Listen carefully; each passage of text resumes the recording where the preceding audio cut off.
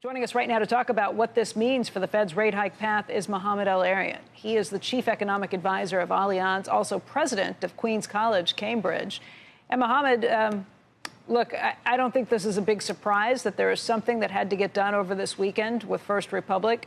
Is there anything about the details of how or what happened that surprised you? Yeah, it tells us a lot, Becky, and thanks for having me on. And well beyond what it's like to have a mismatch in the balance sheet, what it's like to have flighty deposit, what's it like to have lapses in supervision and regulation by the Fed. This was an unusual situation in the sense that all the incentives were aligned among the three big actors, the banks, the FDIC, and the Fed. You had an unusual alignment, and yet what comes out has all sorts of unintended consequences and collateral damage. We're making the big banks bigger. We're changing the conventional wisdom about what is a safe bank. It turns out that the banks that were once viewed as too big to fail and too big to manage are now the safe banks. We have increased moral hazards. 11 banks had tens of billions of deposits in the banking system. And it just tells you that we are so deep right now in the world of second best that whatever we do will have collateral damage and unintended consequences. Okay, when you say the moral hazard that was increased here is that 11 banks had $30 billion in deposits that they put in, I guess last month, was it? No, it was in March, so it was about a month and a half ago, that they put in to try and shore up First Republic. That's something that you don't see happening again? I mean, the government wanted them to do that, I think, because it showed a sign of confidence in the banking system. You think they'll be reluctant to do that again because it then means that they have to make sure that that bank doesn't go under and they lose their deposits? They may be reluctant, but de facto now we've extended deposit insurance to everybody. Forget about uninsured deposits. Between what was done on Silicon Valley Bank and what was done here, the message is very clear. Every deposit is guaranteed, including the uninsured, supposedly uninsured deposits of the banks themselves. Well, that's a really big problem. I mean, just looking through, there's a bunch of stuff I didn't know about the FDIC before this morning, Mohamed.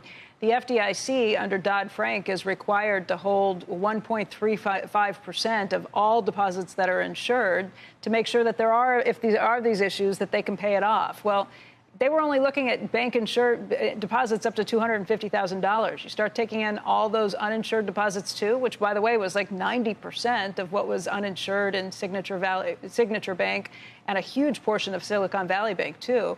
That's a much bigger number if you start looking at all of those things. So is the FDIC going to be in the position where it can't pay this out, or are we still, like, hoping that confidence takes all of that away? So that's not going to change because the law is not going to change. What's going to change is the practice. So the law is not going to change, so the FDIC is not going to be forced to change what it does in terms of what it holds. But the reality is that what's happening on the ground is not consistent with the law. How do you reconcile this? Two ways. One is by the Fed declaring, as it did in the case of Silicon Valley Bank, a systemic risk exception.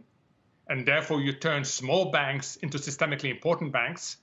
And secondly, by giving a favorable deal to whatever bank takes over your troubled bank, as happened with JPMorgan. Look at what's happening to the share price today.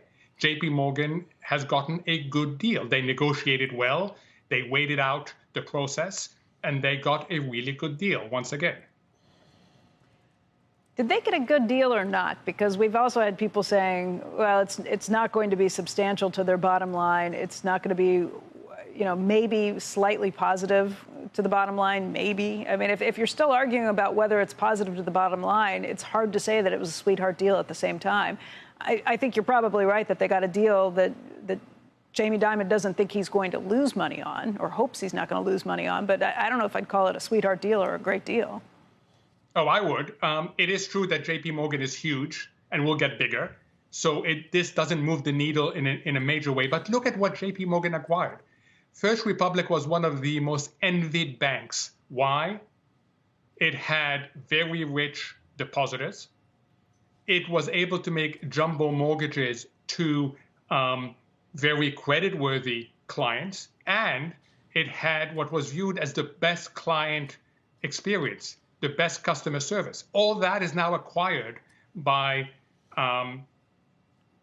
JPMorgan at a cost that's only marginally more than what they would have lost in their deposits okay, that they had put in First Republic. So for JPMorgan, that is a great deal. And you see that in the stock price. Now, will it make a huge difference to the bank? No. But at the margin, it is undoubtedly and unambiguously beneficial to JPMorgan.